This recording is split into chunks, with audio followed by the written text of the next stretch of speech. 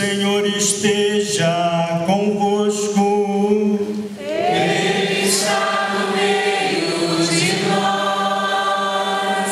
Proclamação do Evangelho de Jesus Cristo, segundo Lucas. Glória a vós, Senhor.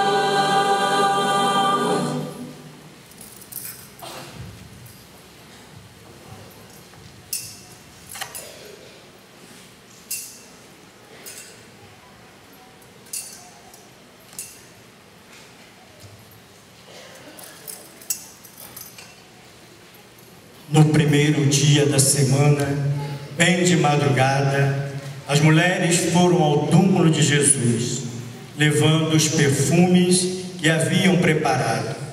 Elas encontraram a pedra do túmulo removida, mas ao entrar, não encontraram o corpo do Senhor Jesus e ficaram sem saber o que estava acontecendo. Nisso, 2 homens com roupas brilhantes pararam perto delas. Tomadas de medo, elas olhavam para o chão, mas os 2 homens disseram: Por que estás procurando entre os mortos aquele que está vivo?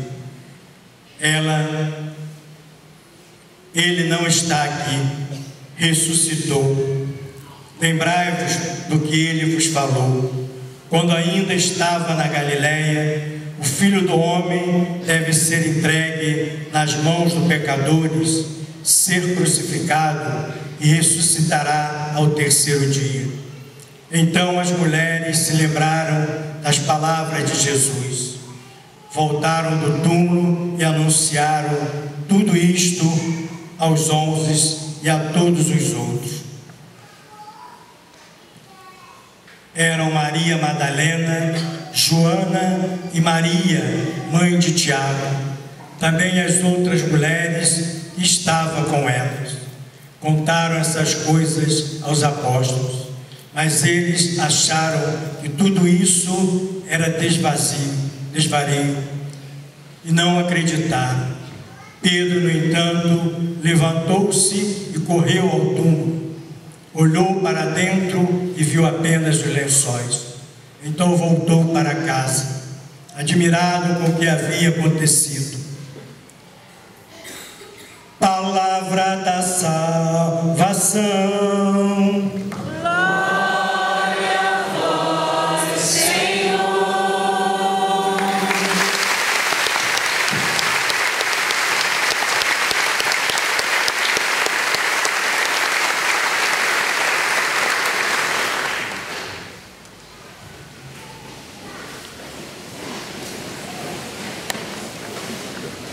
Eu quero ficar com uma palavra da proclamação do Exultate, onde diz para nós assim: ó noite em que Jesus rompeu o inferno ao ressurgir da morte vencedor, e que nos valeria ter nascido se não nos resgatasse em seu amor. Essa liturgia, ela de fato acontece por esse sinal do grande amor de Deus por nós. Por isso, podemos dizer assim, que nesta noite da vigília pascal é o grande momento de fé da igreja, aonde a igreja, ao olhar para esse círio pascal, ele se torna a luz de Cristo no meio da escuridão, como aconteceu no início da bênção do fogo. E quero convidar a comunidade a tentar, pelo menos, a gente seguir esse caminho. Qual o caminho? O caminho da criação e o caminho da fé, contida na perspectiva da ressurreição. Por que isso? Olhando o livro de Gênesis, vai falar de toda a criação. Que belo! Deus que cria o mundo do nada, e da morte Deus faz ressurgir a vida. Que belo! Então, para ter a ressurreição é necessário a morte. Para criar o mundo é necessário criar do nada. E desse nada, Deus, ao criar o mundo, no meio deste mundo cria o homem e a mulher. Aonde apresenta o segundo livro de Gênesis, nessa bela história do homem de fé e do homem que ama. Eu creio que Deus começou esta experiência da salvação após a queda do primeiro homem e da primeira mulher. Eu creio que Deus começou essa história da salvação em Abraão. Olha o amor de Abraão para com seu filho Isaque. Olha, um amor extraordinário pelo seu filho. E agora este Deus pede: olha, Abraão, você vai me oferecer em sacrifício o teu filho Isaque. Um amor tão grande que Abraão tem por Isaque. E então Isaque agora será a oferta para o sacrifício. Abraão obedece e sobem para o monte. E é belo esse diálogo do filho e do pai. Pai, posso te perguntar uma coisa? Sim, meu filho. Pai, aqui está o fogo, está o graveto, está a lenha. Onde está o animal? Puxa vida, isso é duro para um pai. Mas esse homem de fé, que deve ser a experiência de hoje, das mulheres e dos homens de hoje, ter uma fé a tal ponto de poder dizer: filho, Deus há de providenciar. E na hora em que ele vai ofertar Isaque, Deus intervém. Eu sei que tu és um homem de fé. Puxa vida, a criação, e na história da criação, Deus também coloca um homem de fé. Um homem que ama. Um homem que louva. E nessa história da criação, também agora vai apresentar os israelitas sendo escravo no Egito. E aqui mostra mais uma vez a intervenção e o poder de Deus na história. Também olhando esse sinal do livro do Êxodo, podemos também ver esse sinal em nossas vidas hoje, na vida do mundo, na história, mesmo diante desse terrorismo todo que está acontecendo no mundo. Deus ainda está intervindo para salvar alguém, mesmo que morra muitos mais. Tem muitos ainda sendo salvos pelo próprio Deus. Mesmo a humanidade em algum lugar do nosso continente passando fome e necessidade, as próprias pessoas que estão saindo de outros países como peregrino, sem ter nada, sai por causa de todo o terrorismo, de toda a perseguição. Olha aí, a Europa sendo invadida, até a América Latina também. Mas mesmo assim Deus está salvando muita gente. Assim mesmo Deus ainda na história está intervindo na vida de muitos, como na nossa própria vida. E então, quando Israel é liberto do Egito, agora eles passam a amar a pé enxuto. Nós, às vezes, na nossa vida não passamos a pé enxuto, mas passamos por alguns sinais, por alguns milagres, algumas intervenções de Deus. Até mesmo hoje pela manhã tinha uns 5 meninos querendo escorraçar, matar um adolescente, e umas senhoras passaram e falaram: bom dia, estamos rezando por vocês. E naquela hora, um pouco depois, eles libertaram aquele menino. Então é isso, falar que está rezando, não ter medo, enfrentar a realidade, enfrentar as situações difíceis, é como também Israel enfrentou. O povo da Síria que está saindo do seu país, algumas crianças que é apresentada mortas em alguns lugares pela televisão, alguns refugiados que estão noite e dia no sereno, sol e chuva. Mas estar aí Deus intervindo na história. Deus não está dormindo, Deus está agindo. Olhar esse sinal da Páscoa no Mar Vermelho é o sinal da ressurreição. Aqui está de fato esse belo sinal da ressurreição. A ressurreição é tudo aquilo que Deus faz pelo homem e pela mulher para mudar de vida, mudar de situação, sair dos sofrimentos, sair da dificuldade, sair dos problemas. Olha, os israelitas cantaram: cantemos ao Senhor que fez brilhar a sua glória. Meu povo, nós que estamos aqui por causa de uma balinha de revólver, a gente tem medo de enfrentar as situações. Por causa de uma situação difícil, nós temos medo de enfrentar. Por causa de uma enfermidade, nós temos medo de enfrentar. Nós precisamos ter o espírito do israelita cantando a este Deus que fez brilhar toda a glória. Cantemos mais uma vez bem bonito esse refrão. Vamos lá.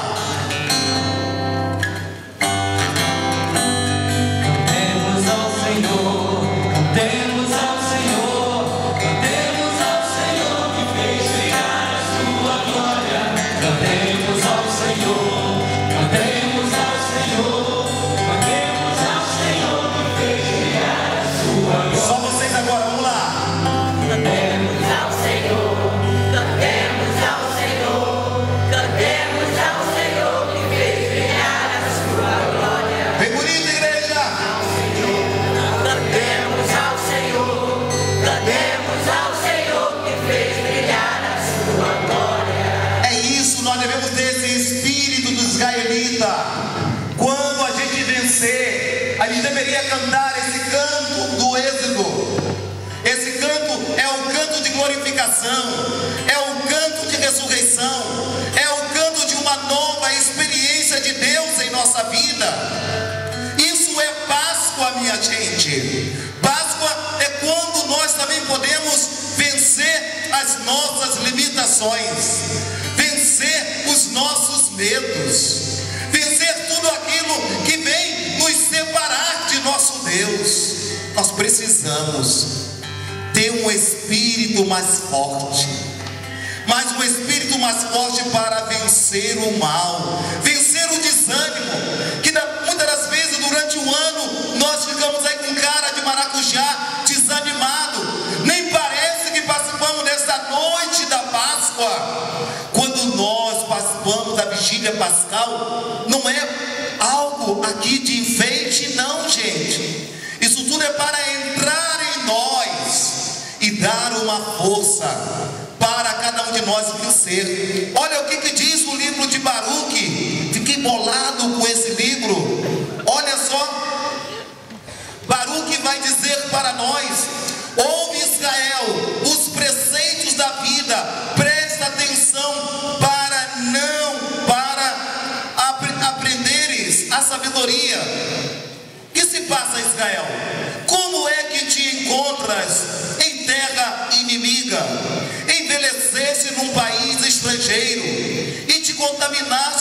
mortos, fostes contado entre os que descem à mansão dos mortos, abandonastes a fonte da sabedoria. Se tivesses continuado no caminho de Deus, viverias em paz para sempre. Aqui tem muita gente que às vezes não consegue perseverar no caminho de Deus, e por isso não terá a sabedoria para vencer a morte. A morte de quê? A morte do pecado, a morte do prazer, a morte daquilo que nos separa de Deus.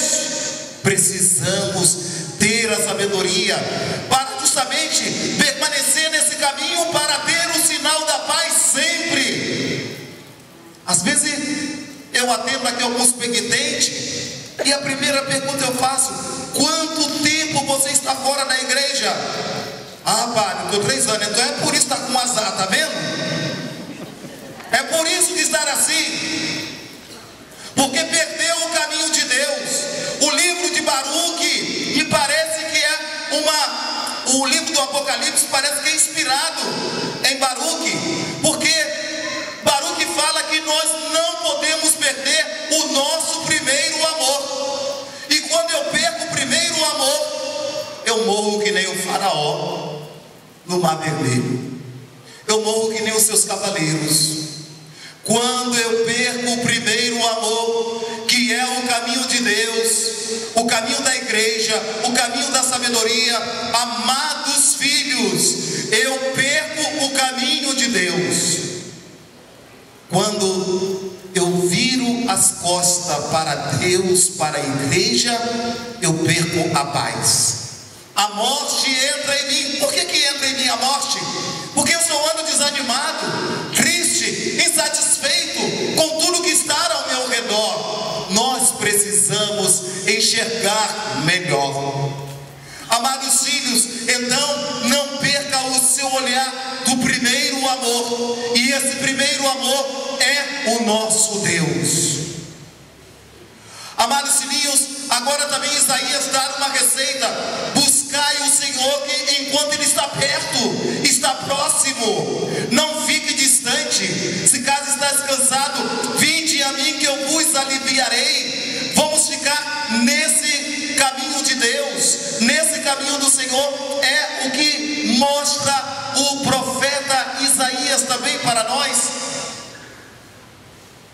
E a consequência de quem se afasta de Deus entra para uma vida do livro de Ezequiel, porque ao perder esse Deus, perde o sinal da graça, perde o sinal da vida.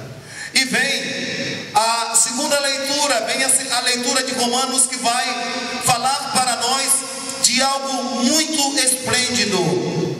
Irmãos, será que ignorais que todos nós batizados em Jesus Cristo, é na sua morte que fomos batizados? Pelo batismo na sua morte fomos sepultados com Ele, para que com Cristo, ressuscitado dos mortos, pela glória do Pai, assim também nós louvemos em uma vida nova. Pois se fomos de certo modo identificados a Jesus Cristo por uma morte semelhante à sua, seremos semelhantes a Ele também na ressurreição. Amados filhos, precisamos nesta noite, como diz São Cirilo de Jerusalém, deixar os pecados, os desânimos sepultados aqui nesta quadra, e a partir de agora ressuscitados no homem novo, na mulher nova. Vamos sepultar tudo aqui. Aproveitem bem a riqueza dessa vigília, a riqueza dessa vigília que ela anuncia: aquele que morreu agora ressuscitou, está vivo. Está vivo para quê? Para caminhar conosco sempre. Esse que está vivo, olha, foram até o sepulcro, e o anjo diz: quem vocês estão procurando entre os mortos? Será que tem hora que eu fico imaginando, quando eu vejo os cristãos com a cara de maracujá, tem hora que eu fico achando que vocês estão procurando alguém entre os mortos. É verdade, sim. Alguns me passam essa perspectiva. E não vejo na vida, quando as pessoas passam isso, um sofrimento tão grande assim, para se sentirem derrotados, destruídos. Não vejo motivo. E nós precisamos de fato acordar para essa realidade. Jesus está vivo, está presente, o sepulcro está vazio. As mulheres, quando viram o sepulcro vazio, voltaram para anunciar aos apóstolos. A pedra rolou. Agora, um rolar que vai ter uma bela expressão de que aquele que um dia morreu na cruz, por um amor tão grande que o Pai tem por nós. E aí, essa experiência do Cristo morrer na cruz, eu vejo essa experiência no livro de Gênesis em Abraão. Deus imaginou, puxa vida, se Abraão é capaz, por amor, dar Isaac em sacrifício, logo também por amor à humanidade, eu vou dar o meu filho em sacrifício para morrer na cruz. Agora, qual o objetivo de morrer na cruz? Para salvar a cada um de nós. Essa salvação pertence também a cada um de nós hoje. Precisamos olhar a realidade da cruz, não no sentido de sofrimento, mas sim no sentido de vitória, no sentido de ressurreição. O Senhor está vivo, o sepulcro está vazio. Amados filhos, precisamos ter a realidade da fé no nosso dia a dia para testemunhar que o Cristo está vivo, mas está vivo para valer. Ele caminha conosco. Olhando algumas faces aqui durante 10 anos, eu poderia até mencionar o nome de alguns e dizer: olha, o quanto que você venceu. Alguém que recebeu notícia que estava com câncer, alguém que recebeu uma notícia que estava com uma doença incurável, alguém que recebeu uma notícia que não, a sua família não estava bem, estava se separando e hoje está aí. Alguém curado dessas enfermidades, alguém que já solucionou muitos dos seus problemas, as suas dificuldades. Isso aconteceu por quê? Porque Ele está vivo. Ele quer transformar a nossa vida numa realidade de homens novos, mulheres novas. Essa igreja que está crescendo na fé, na luz do Senhor, é porque tem a experiência do sepulcro. Puxa vida, a nossa igreja católica tem a experiência do sepulcro. E qual é a experiência do sepulcro?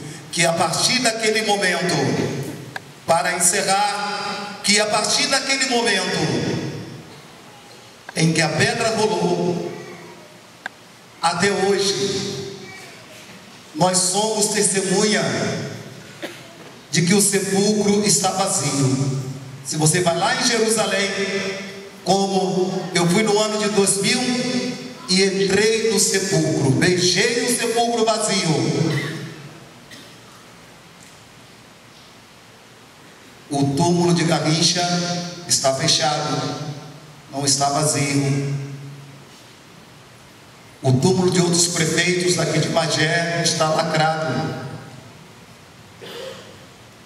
O túmulo do presidente Tancredo lá em Minas está lacrado.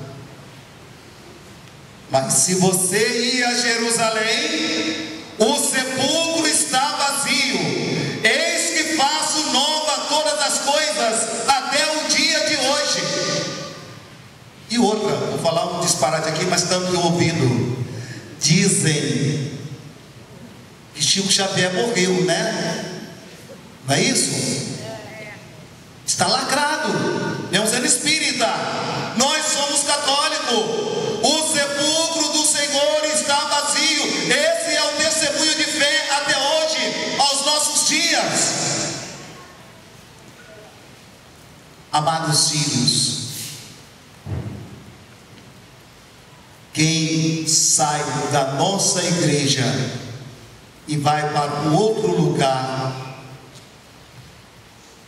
aqui você não viveu nada, porque se você vivesse, não sairia, porque o sepulcro do Senhor está vazio. E esse testemunho vem a partir dos apóstolos, vem a partir das mulheres, e hoje também vem a partir de nós. Estamos aqui porque cremos.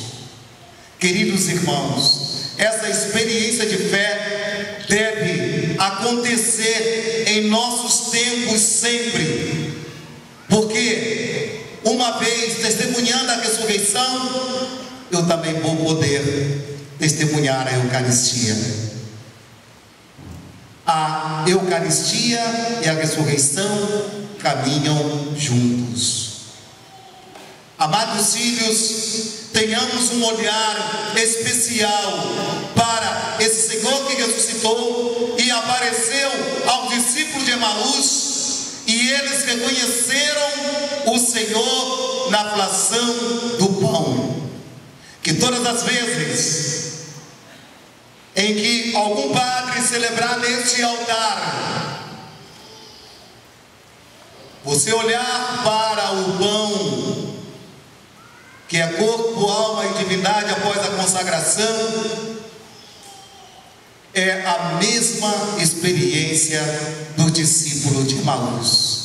Aqui está o Senhor, e Ele também hoje, nessa noite, na Santíssima Eucaristia, vai aparecer a todos nós. Louvado seja o nosso Senhor Jesus Cristo.